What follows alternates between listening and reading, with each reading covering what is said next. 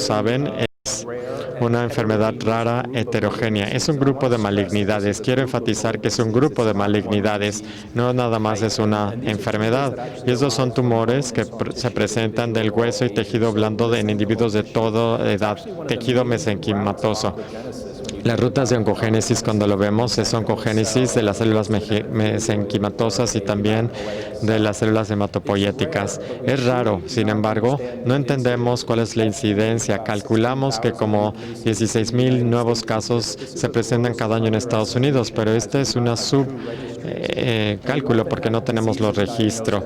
También, una vez que tenemos una buena identidad molecular de la enfermedad, entonces podremos ver cómo aumenta la incidencia, como los GIST, que son como 6,000 pacientes al año en Estados Unidos. Pero esto es difícil porque tiene una naturaleza heterogénea.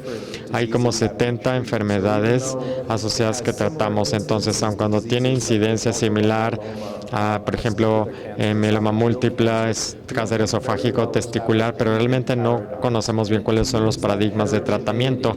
Esa heterogeneidad es lo que para mí hace que nos confundamos con esta enfermedad a veces. Entonces luchamos no nada más en Estados Unidos, sino a nivel internacional para desarrollar centros de tratamiento para poder atraer a los pacientes con tumores raros y poder estudiar bien esta enfermedad y poderles dar el tratamiento correcto. Desde el nivel conceptual más sencillo, un sarcoma se puede dividir en dos grupos. Son las enfermedades que tienen anormalidades genéticas sencillas, que son translocaciones o mutaciones puntuales, como GIST o anormalidades en sarcomas sinoviales, pero también tenemos otras enfermedades típicas que son más complejas genómicamente y muchas de estas enfermedades tienen mutaciones y vías de supresión tumoral como B53 y como sabemos, son vías difíciles de tratar en los pacientes. Son enfermedades como liposarcoma, leomiosarcoma, etcétera. Pero quiero ver algunas de las complejidades. Si ustedes hicieran una lista de estas enfermedades genéticas sencillas, llegarían a 30 enfermedades diferentes y todas sabemos que son diferentes a nivel genético. Antes tratábamos a todas estas enfermedades como una sola enfermedad, pero ahora conforme estamos empezando a entender las sutilezas genómicas de estas enfermedades, pues entonces estamos desarrollando tratamientos individuales y estamos teniendo diferentes opciones para los pacientes. Estamos batallando para cómo desarrollar el paradigma de investigación correcto para todas las enfermedades para realmente ayudar a los pacientes. También batallamos para poder crear las vías regulatorias para estas enfermedades. Al ser especialistas en sarcomas, a veces somos muy generalistas, pero tenemos que encontrar realmente los detalles de la enfermedad y qué medicamentos y tecnologías podemos desarrollar para estos pacientes. Esto está compuesto por el hecho de que tenemos que tratar a estos pacientes equipos multidisciplinarios. Tenemos que crear entonces centros de excelencia de sarcoma, no nada más tener a los médicos oncólogos, pediatras oncólogos, sino que también tenemos que traer los oncólogos quirúrgicos, a los radiooncólogos, a los patólogos, a los radiólogos y también a los oncólogos ortopedistas para que se conjunten concentradores de conocimiento para ayudar a los pacientes y entender la enfermedad para poder ayudar a desarrollar diferentes paradigmas de tratamiento. Eso también, además, está compuesto porque muchos pacientes con sarcoma son adolescentes y adultos jóvenes. Ser adolescente y adulto joven en cáncer en general sigue teniendo un peor pronóstico que en otros pacientes. Sabemos en Estados Unidos que como 70% de adultos jóvenes y adolescentes tendrán cáncer en su vida, y esto es 6 veces más que en la población pediátrica. En Estados Unidos, esta es la causa más común de muertes relacionadas por enfermedad en este grupo etario. Algo que estamos tratando de averiguar también al tratar de entender el sarcoma es averiguar cómo tratar mejor y entender mejor a los adolescentes y a los adultos jóvenes. ¿Y por qué? Pues porque hay estadísticas sorprendentes que nos muestran que esta es una población que no se ha beneficiado como otros grupos etarios, de los avances que hemos tenido para el tratamiento de cáncer. Y como ven ustedes, en algunos grupos etarios, como en los de 20 años, vemos que tienen peores resultados que en la mayoría de los otros cánceres. Y tenemos muchas razones para ello. Esta es una población que no creemos que se pudiera enfermar, entonces los diagnosticamos tardíamente. Es una población que en Estados Unidos no tiene seguro, entonces puede haber limitaciones en nuestra atención médica. También hay un patrón de referencias inconsistente, no hay un tratamiento estándar y desgraciadamente tampoco sabemos cómo tratar la parte biopsicosocial de estos pacientes, porque eso les afecta para que ellos puedan quedarse en un centro médico para recibir tratamiento. A mí me preocupa cómo trabajar y manejar a estos pacientes y que los pacientes lleguen a nuestro centro para atenderlos. Estos son problemas críticos que también estamos tratando de resolver en la comunidad de sarcoma. Hay que entender cómo poder mejor tratar a esta población de pacientes. ¿Y cómo lo vamos a hacer?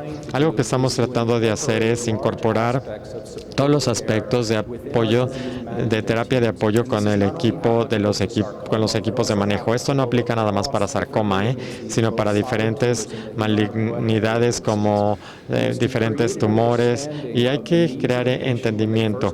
Cuando llega un paciente por primera vez a la clínica, hay que darle una terapia de apoyo para que él pueda seguir atendiéndose con el tiempo.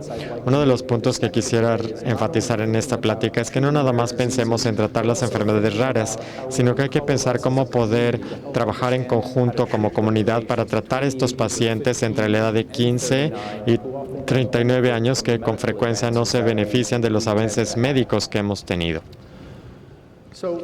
Entonces, cuando pensamos en los sarcomas, el sarcoma se pensaba que no era un campo viable para desarrollo de medicamentos. Esto lo hemos escuchado. Podríamos decir que no se estaban desarrollando medicamentos para los sarcomas. ¿Y por qué? Bueno, pues porque no se entendía bien esta malignidad y por esa razón muchas farmacéuticas se alejaban del desarrollo de medicamentos. Se pensaba que era un mercado no viable y se pensaba que era difícil poder hacer estudios grandes en sarcoma. Desde el punto de vista internacional, había una falta de consenso de cómo estandarizar los tratamientos. Y eso pues no nos ha ayudado a definir tratamientos finales para ello.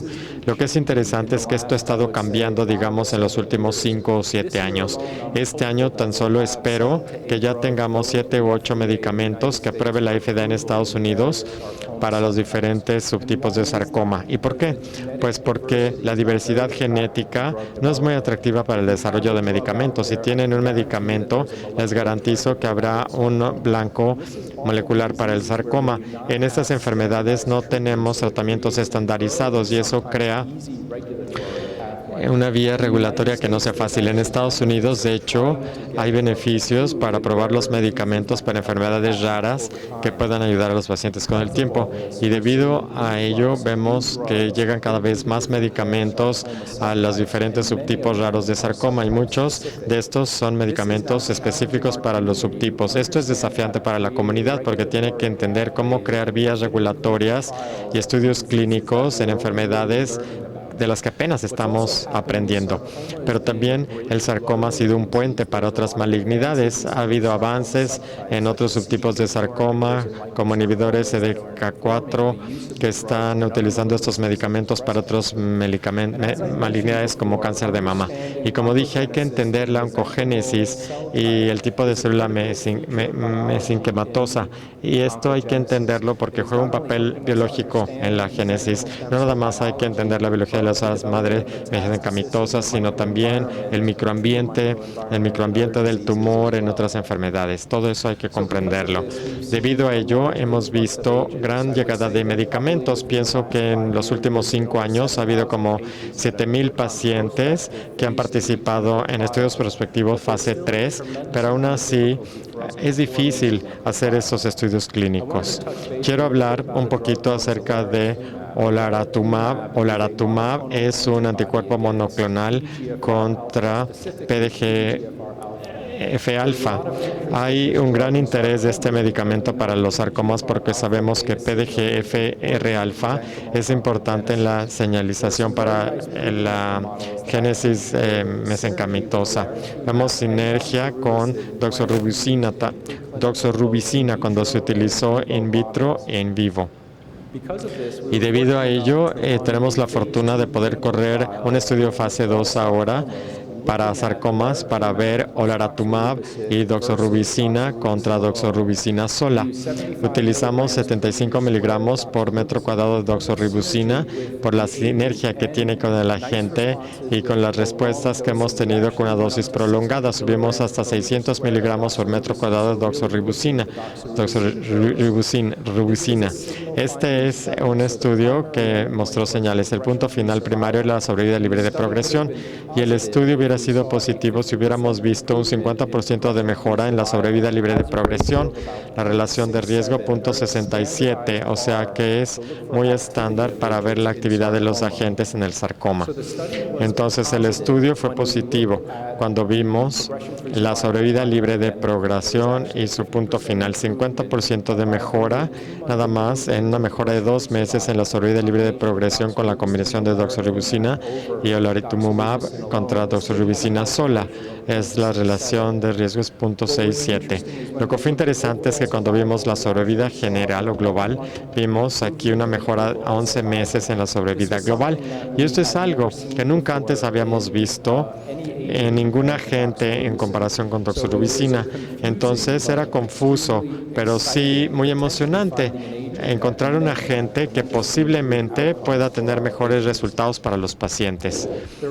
También se habla mucho en la comunidad de por qué pudimos ver estos resultados. Bueno, se trató de un estudio pequeño, no cegado, que llegó a un solo hallazgo. Vimos aquí un gran beneficio en sobrevida global y sobrevida libre de progresión.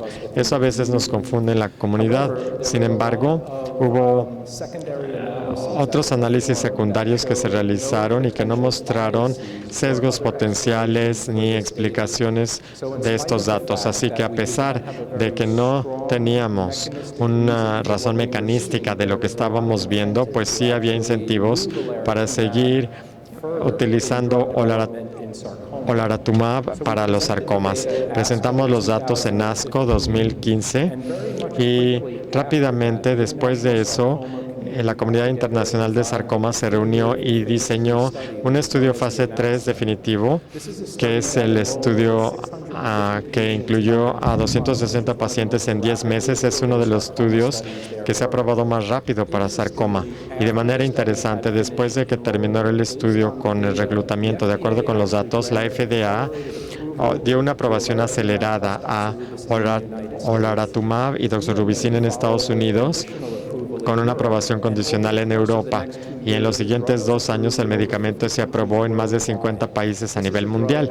Este es un medicamento que involucró una inversión de $1.000 millones por parte de las empresas farmacéuticas. El estudio ENNOUNCE que diseñamos fue un estudio grande, aleatorizado, controlado por placebo, pivotal. Este estudio realmente toma a los pacientes que tenían alto grado de sarcomas en tejidos blandos, se aleatorizaron en una relación 1:1 para recibir ya sea la combinación de doxorubicina 75 miligramos por metro cuadrado más olaratumab contra doxorubicina sola.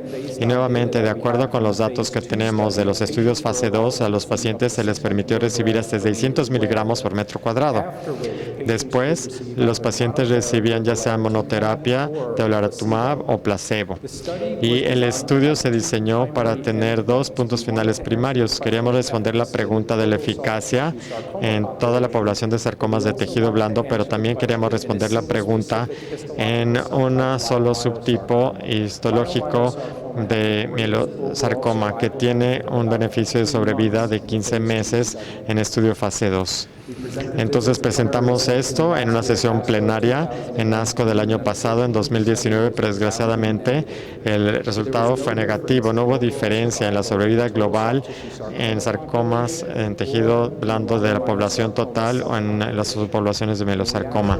De hecho, nosotros vimos la sobrevida libre de progresión y vimos que había una tendencia a ser mejor nada más en el grupo de doxorubicina en monoterapia, a diferencia del estudio de combinación. Y esto fue en una población total de sarcoma y mielosarcoma también. Entonces, pues esto hizo que la comunidad tratara de entender por qué hubiera sucedido esto. Se hizo muchísimo trabajo para validar el estudio, pero realmente no hubo nada en el estudio mismo, ni en la recopilación de datos o en la operación que hubiera podido explicar esos resultados. Hubo varias diferencias entre estudios fase 1B y el estudio fase 3. El estudio fase 2 fue uno pequeño, no cegado, que no tuvo un placebo. La sobrevida libre de progresión era el punto final primario. Y no hubo análisis específicos por subtipos. Esto se hizo nada más en 10 centros en Estados Unidos, que eran centros especializados en sarcoma. Quizá pudo haber habido un sesgo en la selección de pacientes y permitió poblaciones más enfermas que el estudio fase 3. Y fue un estudio que se hizo para tratar de averiguar la dosis correcta de olaratumab, pero esa dosis también se trató de averiguar en fase 3. Hay varias posibilidades de qué salió mal en este esquema de desarrollo del medicamento. Posiblemente olaratumab no sea un medicamento efectivo con doxorubicina para sarcomas en tejido blando, pero eso se aplica porque entonces sí vimos buenos resultados en el estudio fase 2 aleatorizado con alrededor de 130 pacientes. Es posible que no se hayan reconocido los equilibrios por la heterogeneidad de la enfermedad. Entonces, de acuerdo con los tipos de las malignidades que estuvieron en el estudio, quizá esa fue la razón. Y también hubo diferentes tratamientos específicos por subtipo para los pacientes. Quizá nosotros no vimos los beneficios en la sobrevida global en algunos de los subtipos que seleccionamos para esos estudios. Quizá hubiera sido mejor en segunda línea. Y también hay un debate. Se cree que olaratumab todavía tiene actividad en sarcomas de tejidos blandos, pero debido al diseño del estudio clínico, la señal que vimos en los estudios fase 2 no se replicaron en la población de pacientes de los estudios fase 3, pues por los pacientes que reclutamos. Por ejemplo, hay datos preliminares que sugieren que olaratumab funciona mejor en pacientes con enfermedad más avanzada, pero en el estudio fase 3, debido al tipo de medicamento, hubo pacientes que estaban más sanos y recibieron olaratumab, pero antes.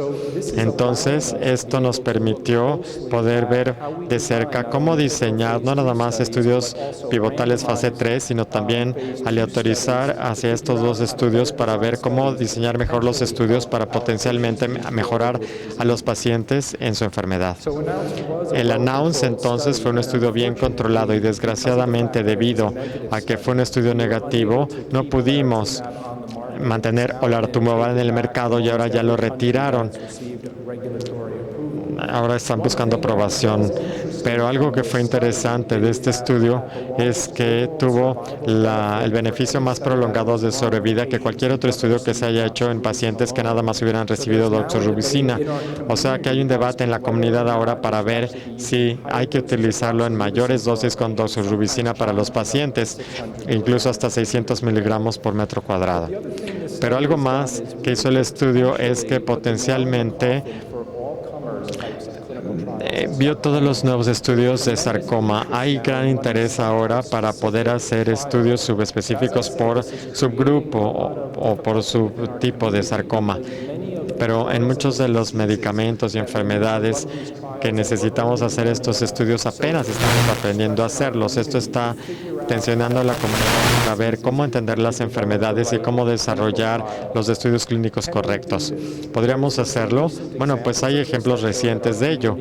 La comunidad se está reuniendo, como les digo, para hacerlo y recientemente pexidartinib es un inhibidor que se aprobó en los Estados Unidos para enfermedades raras, para tumores, células gigantes mediastinales y también en articulaciones en los jóvenes porque duele mucho y es una translocación que ocasiona una sobreexpresión de CSF en células inflamatorias en las articulaciones. Entonces tenemos datos preclínicos y datos de estudio fase 1 que nos llevó a un estudio fase 3 pivotal en pacientes con enfermedad de alto riesgo que se le autorizaron para recibir pexidartinib o placebo 6 meses. El control con placebo fue importante porque no conocíamos la historia natural de esta enfermedad. No nada más entonces tuvo una tasa de respuesta incorporada como punto final, sino que también se dedicó mucho tiempo para entender la enfermedad de los pacientes, para poder entender qué respuestas serían significativas al ir desarrollando el medicamento. Esto permitió incluir varias medidas como por resonancia, PROs específicos por pacientes que se incluyeron en el estudio y también resultados específicos como evaluación del arco de movimiento a través de biometría, o sea que no nada más se vio la respuesta. Y también nosotros encontramos en el estudio una tasa de respuesta muy buena. Cuando vimos las medidas volumétricas en un periodo de 6 meses, vimos 60% de los pacientes que habían respondido al tener más de 50% de reducción en su tumor. Entonces esto fue importante, pero no nada más se redujo el tumor, sino que también vimos que mejoraron las sintomatologías. Esto permitió la aprobación del medicamento por la FDA recientemente para los Estados Unidos, con una advertencia de que el medicamento tiene una toxicidad rara que se pudo ver. Entonces ahora tenemos una evaluación de riesgos en Estados Unidos para aquellos que vayan a recibir este medicamento. Quiero mostrarles un ejemplo de la respuesta. Aquí tenemos un paciente que había tenido la enfermedad en la muñeca desde hace 20 años, más de 30 cirugías en Italia por esta enfermedad. Realmente se le hacía transfusión plasmática mensual por la inflamación de la enfermedad y vean el efecto que se tuvo en tan poquito tiempo con este nuevo medicamento. Este tipo de cosas están haciendo que la comunidad se aleje de nada más tener un medicamento unitalla.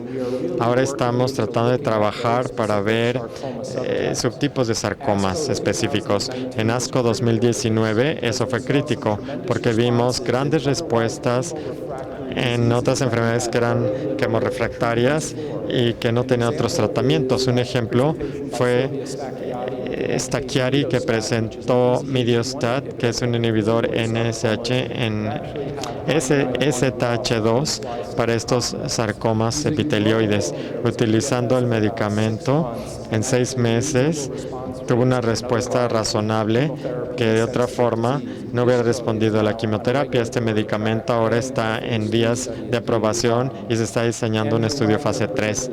Y Wagner presentó estudios para ver también aquí serolimos en estas sarcomas que tienen mutaciones en TSC1 que regula ascendentemente la vía. Con este medicamento vemos que hay 8 meses de mediana sobrevida libre de progresión y vemos aquí que mejora en 50-60% y este medicamento también está en vía regulatoria. Esto además trae datos de los inhibidores IDH1 en condrosarcomas, que son difíciles porque no responden bien a la terapia. 50% de estos tumores tienen mutaciones isodehidrogenasa 1 que permiten que jueguen un papel importante en la propagación de la génesis. Vimos antes que estábamos viendo ya estabilidad de la enfermedad y progresión de tumores en tumores con mutación IDH1 cuando se utilizan inhibidores IDH1 y esto también está avanzando hacia estudios clínicos mayores y también en la vía regulatoria. Lo que estamos empezando a ver es varios medicamentos que están llegando para sarcomas con subtipos específicos y estamos batallando para tratar de entender estas enfermedades y lo que es importante para los pacientes y si podemos diseñar estudios fase 3 para poder hacer que estos medicamentos puedan llegar a los pacientes. Un ejemplo de ello es el liposarcoma desdiferenciado, que es una enfermedad única en donde tenemos normalmente buenos tumores indolentes bien diferenciados y aquí tenemos otros que no están diferenciados. Casi todos tienen anormalidades inhibidores en el brazo largo del cromosoma 12, donde tienen los amplicones en CDK y MDM2, y debido a ello ha habido gran interés para ver estos inhibidores CDK4. Dixon presentó buenos datos con este medicamento para estos liposarcomas diferenciados y vio la sobrevida libre de progresión mediana del medicamento de 30 semanas. Además de esto, hay datos que vienen con inhibidores nucleares para afectar la vía MDM2. Estamos viendo resultados muy buenos y hay un estudio que es el estudio SEAL, que es aleatorizado fase 3 para ver selenexor en estos pacientes. Tenemos una enfermedad rara con 2.000, 3.000 pacientes con una biología única. Sabemos que la quimioterapia funciona. Recientemente se aprobaron 2 medicamentos en Estados Unidos, trabectidina y vemos esta actividad en los inhibidores de punto de control, y también tenemos inhibidores de M2, tenemos aquí inhibidores de la exportación del núcleo. Entonces estamos tratando de entender para ver cuáles son las secuencias de estos medicamentos, cómo encontrar los estudios definitivos, qué es lo que potencialmente podríamos utilizar como la combinación para estas terapias y cómo como comunidad podemos reunirnos para hacerlo. Algo que realmente estamos tratando de aprender de estos casos es cómo poder manejar la complejidad del sarcoma.